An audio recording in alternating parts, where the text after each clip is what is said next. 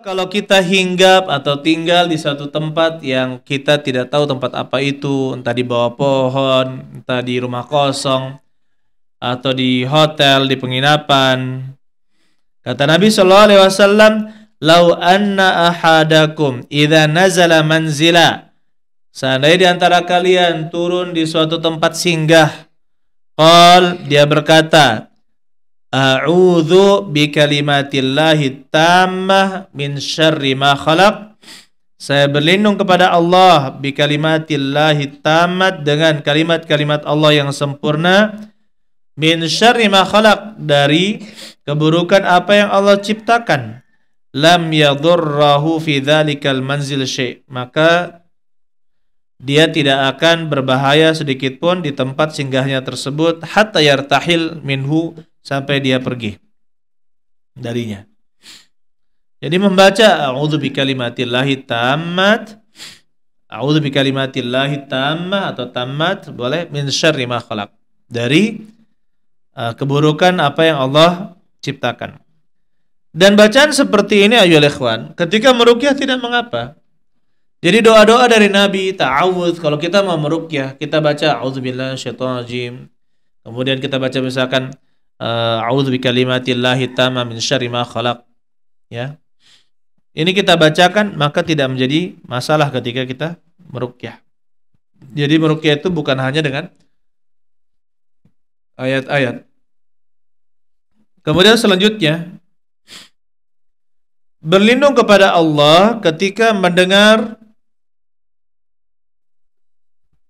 teriakan dari keledai. Dari keledai. Kata Rasulullah SAW, "Idza nahaqal himar," apabila himar itu berteriak-teriak, kan jelek sekali teriakan himar.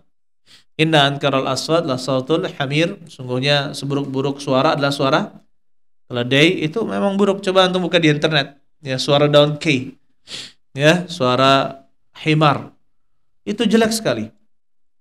Orang yang tidur pasti bangun tuh, ya, kecuali yang terbiasa. Fata'awwadzu billahi minasyaitonir rajim, maka berlindunglah kalian kepada Allah dari syaitan ar-rajim. Fayakunu qad ra'a syaitana, karena dia telah melihat syaitan. Ya. Sungguhnya dia telah melihat syaitan. Ini kalau misalkan kita mendengar keledai berteriak-teriak, dan di sini qadarullah tidak ada keledai, ya. Tidak ada kita, ya. Di Bima, yang ada di Bima, di NTT itu banyak. Kemudian selanjutnya at-ta'awudz hina qiraatul Quran. Qiraatul Quran. Ketika membaca Al-Quran, maka kita disunnahkan membaca ta'awudz. A'udzubillahi minasyaitonir rajim, ya. Sebelum baca Al-Quran. Kenapa? Karena bisa saja syaitan itu mengganggu bacaan kita, membuat kita lalai baca Al-Quran, ya kan? Bahkan kita sudah bahas pada pertemuan lalu, ada setan yang bernama Khanzab, atau ada yang memberi syakalnya Khinzab, tapi Allah alam bisawab, yang lebih tepat adalah Khanzab. Karena saya pernah meruqyah juga jin yang namanya Kanzab. Dia ngaku, nama kamu siapa? Kanzab katanya. Oh ya, ini dari kata Khanzab ini. Ya, ada kata Khanzab melalui penyesuaian ke bahasa Indonesia. Khanzab. Itu adalah jin yang suka mengganggu bacaan Al-Quran. Suka mengganggu bacaan Al-Quran. Terus kita berlindung kepada Allah Subhanahu wa taala dari gangguan syaitan. Baik, misalkan kita akan disalahkan dalam membaca, disalahkan dalam memahami, disalahkan atau dilupakan bacaan Al-Quran. Itu bisa terjadi ketika seorang membaca Al-Quran. Kadang kalau kita terutama sholat subuh, ya, finnari fil jannah, ini sering terbalik, ya, fil jannah finnar, ya, orang yang beriman masuk ke dalam neraka. Wah, ini ngeri, dibalik sama jin. Allahumma musta'an. Kemudian kita juga dianjurkan untuk memohon doa perlindungan kepada Allah kepada anak-anak kita.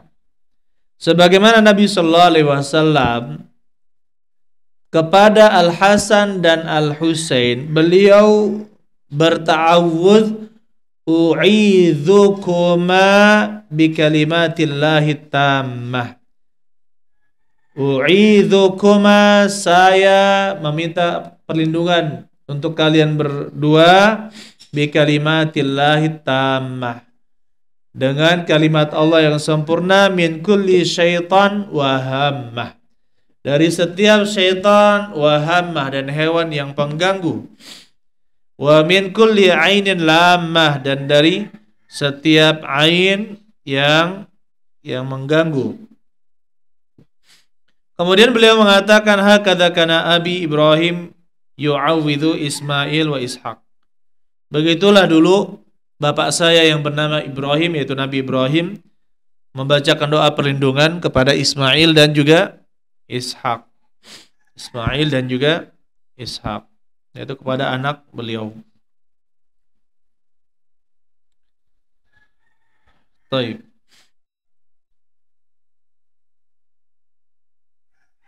Kemudian mengenai surat untuk perlindungan, maka surat perlindungan itu dikenal dengan mu'awwidhataini.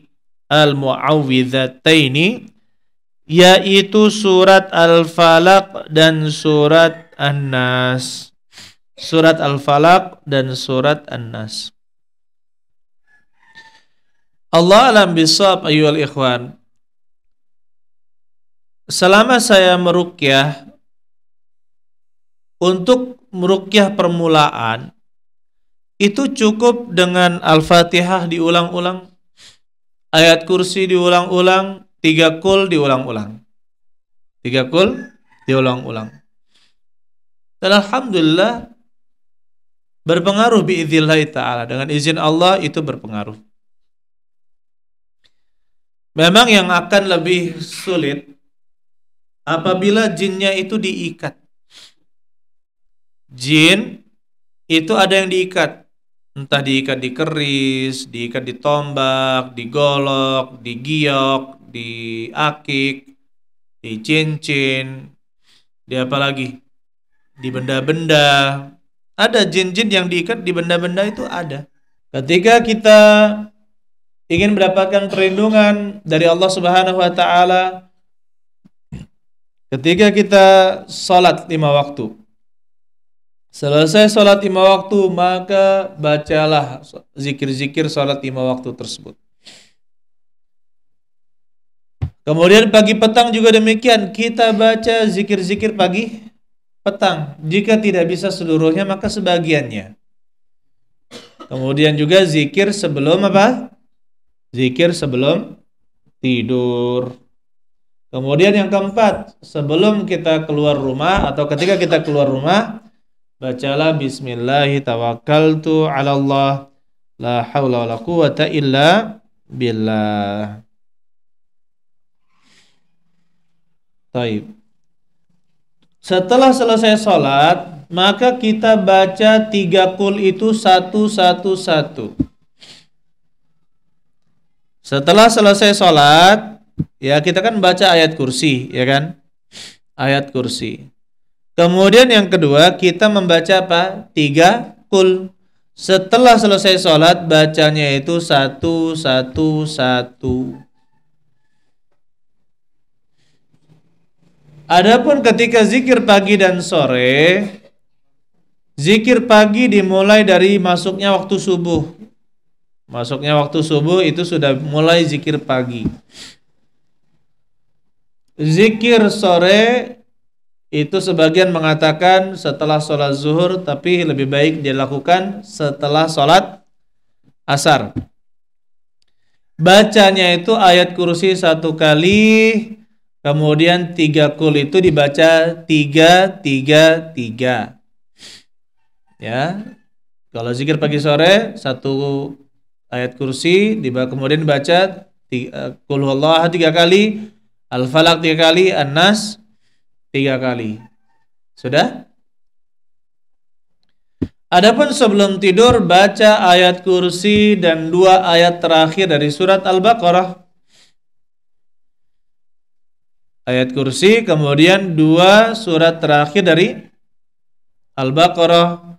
Kemudian kita membaca Qul huwallahu ahad, Al-Falaq, An-Nas, ditiupkan ke tangan kita, kemudian kita usap anggota tubuh yang kita mudah untuk usap. Ulangi lagi, ya kali yang kedua, baca Qul, ya tiupkan, kemudian usap. Sampai 3 kali. Atau dalam riwayat hadis disebutkan tiup dulu, kemudian baca Qul huwallahu ahad, Al-Falaq dan An-Nas baru diusap. Boleh dengan 2 cara yang disebutkan tersebut, boleh meniup dulu atau baca dulu baru meniup. Insyaallah biidznillah ta'ala, jika kita mempraktekkan di 4 tempat ini, Allah Subhanahu wa ta'ala akan selalu menjaga seorang mukmin. Kemudian selanjutnya, ayyuhal ikhwan, cara yang selanjutnya untuk kita bisa membentengi diri kita dari gangguan syaitan, jin dan syaitan adalah disibukkan dengan berzikir kepada Allah Subhanahu wa ta'ala. Menyibukkan diri kita dengan berzikir. Rasulullah SAW mengatakan, Man qala idza kharaja min baitihi, barang siapa yang mengatakan ketika dia keluar dari rumahnya, Bismillahi tawakkaltu ala Allahi la hawla wa la quwata illa billah, dengan nama Allah saya tawakkaltu ala Allah, saya bergantung kepada Allah, la haula, tidak ada daya, wala quwata, dan juga kekuatan, illa billah, kecuali dengan pertolongan Allah.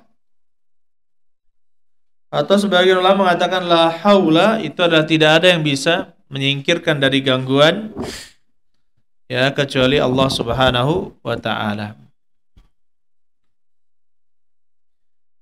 Maka dikatakan kepadanya, kufita, engkau telah dicukupkan, wahudita, engkau telah diberi petunjuk, wawuqita, dan engkau telah diberikan perlindungan.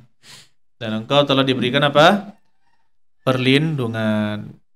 Kemudian ayyuhal ikhwan, pernah Abu Hurairah diajari oleh syaitan yang mencuri Baitul Mal di Baitul Mal, idza awaita ila firashika, apabila engkau akan tidur, faqra ayat al-kursi, maka bacalah ayat kursi, min awwaliha ila akhiriha, dari awal sampai akhir.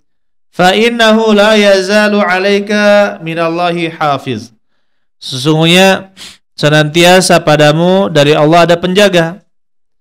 Wala yaqrabuka syaitan, dan syaitan tidak mendekatimu hatta tusbih, sampai kamu di waktu pagi, sampai di waktu pagi. Jadi membaca apa? Ayat kursi. Apa kata Nabi SAW? Sadaqaka wa huwa kadzub, dia telah jujur padahal dia itu pendusta, kadzub, ya. Jadi diajari oleh syaitan karena sudah kepepet dipegang oleh Abu Hurairah. Nah, ini jin dipegang Abu Hurairah, gitu ya. Jadi sebenarnya kalau kita sudah tahu hakikat dari jin, ya kan, maka tidak perlu kita takut kepada jin. Kenapa? Karena kita sudah memiliki senjata yang itu dari Allah semuanya. Allah yang menjadikan itu sebagai senjata seorang mukmin. Ada rumah, di dalamnya ada penghuni, baca saja ayat kursi.